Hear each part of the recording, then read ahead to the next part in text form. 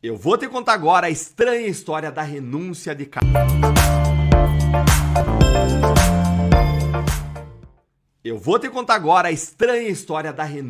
Carla Zambelli. Por que a Carla Zambelli renunciou ao seu mandato, hein? O que ela, o que a Câmara e o que o STF ganham ou perdem com isso? Como você sabe, o STF e a Câmara dos Deputados estão brigando por causa do mandato da Zambelli. Na semana passada, a Câmara salvou o mandato da Zambelli, impedindo a cassação dela. Contudo, em seguida, o STF foi lá e atropelou a Câmara e disse que ele que mandava, que o mandato estava cassado e pronto e ordenou que Hugo Motta convocasse o suplente. E isso tudo já expliquei para vocês detalhadamente nos vídeos anteriores aqui do canal. Aí, existiu uma grande pressão dos deputados para o Hugo Motta não cumprir a decisão do STF. Afinal de contas, o STF estava desrespeitando uma decisão da Câmara, do plenário, desrespeitando toda a Câmara. Era uma questão de dignidade da Câmara, de respeito. E o Motta aí ficou numa situação difícil, como um marisco, entre o mar e o rochedo. E que ficou ainda pior porque para ele, pessoalmente, era muito difícil de reagir. Não só porque ele é investigado no STF, mas porque ele mesmo tinha prometido para o Supremo a cassação da Zambelli na Câmara e ele não cumpriu a sua promessa, ele não entregou o prometido. Então, com que cara querer depois confrontar o Supremo ou descumprir e enfrentar o Supremo? Mas se ele cede ao Supremo, ele fica desmoralizado diante das centenas de deputados. Aí, dentro desse prazo que o Motta tinha para declarar a perda do mandato e chamar o suplente, o que aconteceu? A Carla Zambelli renunciou. E todos os problemas do Motta, de repente, desapareceram, foram resolvidos. Como assim? Por que a Carla fez isso? O que ela ganha com isso? O que a Câmara e o Supremo ganham com isso? A gente sabe que houve uma grande pressão do Motta para que ela fizesse isso. Ele conversou com líderes do partido da deputada, do PL, e até com familiares dela. Isso tudo para que ele encontrasse ali uma saída para ele. Afinal de contas, como a gente viu, ele estava numa situação muito difícil. E ele ganhou. Com a renúncia da Carla, Motta tem o discurso para os seus colegas deputados de que ele não se submeteu ao que Moraes tinha ordenado. Sim, Motta ganhou. Mas será que essa renúncia muda alguma coisa para Zambelli? O que ela ganhou com isso, hein? Porque se ela ganha, o Supremo perde. E o Supremo ia deixar barato?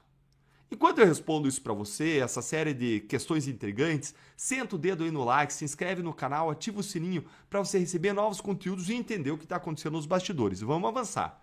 O que a Zambelli ela ganha com a renúncia, hein? Saiu uma nota oficial do deputado Sócines Cavalcante, líder do PL na Câmara dos Deputados. Olha aqui comigo a nota. Comunicado oficial. Renúncia da deputada Carla Zambelli.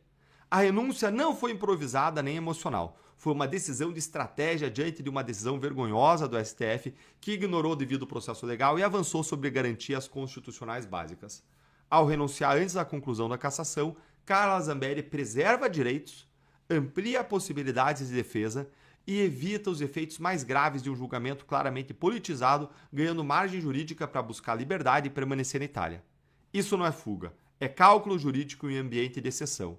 Quando a corte perde imparcialidade, a estratégia passa a ser a única forma de proteção do arbítrio. História e direito ensinam: quem entende o jogo institucional sobrevive a ele.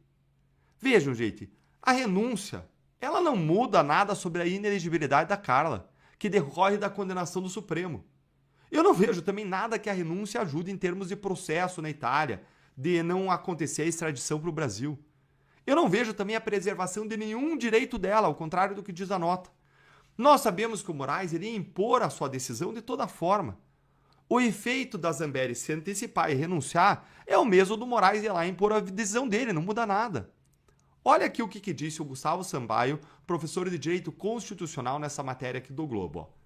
Como a deputada está manifestando a renúncia depois de uma ordem judicial determinando que, num prazo de 48 horas, a mesa diretora da Câmara se pronuncie para a perda do mandato, o STF considera inócua a renúncia da Zambelli. Com a perda do cargo e a condenação criminal transitada em julgado, ficam suspensos os direitos políticos da deputada. Ou seja, ela fica inelegível, ela não pode mais se candidatar. Então, eu não consigo ver, gente, nenhum ganho da Zambelli. E aí eu perguntei isso diretamente para o Dr. Fábio Pagnosi, que é o advogado da Zambelli, no programa Sem Rodeios da Gazeta do Povo nesta segunda-feira. Ele está fazendo um trabalho firme na defesa dela e ele não conseguiu me dar nenhuma razão para ela renunciar, nenhum benefício para ela, fora o que ele disse que existia aí um conforto psicológico dela não ser expulsa. Mas, gente, tem diferença? Ela não está sendo expulsa de toda forma? Ele me disse que havia uma grande pressão do Mota e do PL para que ela renunciasse. Mas eu não vejo que ela, ou até mesmo o que o PL ganham com a renúncia. Afinal de contas, se ela renuncia, assume o suplente. Mas se ela não renuncia, ia se implementar a cassação do Supremo e também assume o suplente. Eu consigo ver como que a renúncia da Zambelli ajuda o Mota. Como alivia a pressão que existe sobre o Mota. Olha aí. Afinal, o Mota, com essa renúncia da Zambelli, ele não precisaria cumprir a decisão do Moraes e ficar mal aí com os deputados.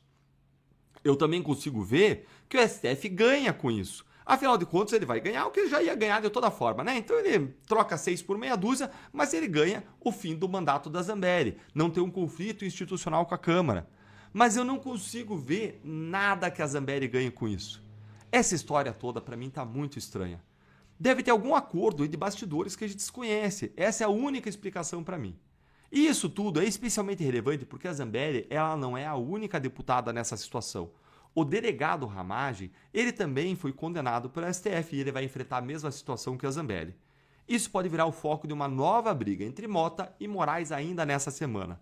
Isso porque o Mota, ao que tudo indica, ele vai seguir o mesmo rito, o mesmo procedimento que ele adotou na Zambelli e que causou a ira do Moraes. Ou seja, ele vai submeter a decisão do STF para o plenário. Será que aí ele vai investir, apostar as fichas, investir em articulação para garantir a cassação dele e não entrar em conflito? Será que é essa a estratégia? E agora é a hora de ouvir você. Por que você acha que a Zambelli renunciou, hein? E será que o Mota ele vai colocar a cassação do Ramagem em votação no plenário da Câmara? E se a Câmara salvar o Ramagem, como que vai ser? Vão convencer o Ramagem a renunciar? Me diz aí sua opinião nos comentários. Não esquece, deixa o seu like, se inscreve aqui no canal. Se não se inscreveu ainda, aqui é a sua casa. Ativa o sininho e se quiser ter acesso aos nossos conteúdos exclusivos, estar mais próximo da gente, não deixa também de se tornar membro aqui do canal. Um grande abraço e até o próximo vídeo.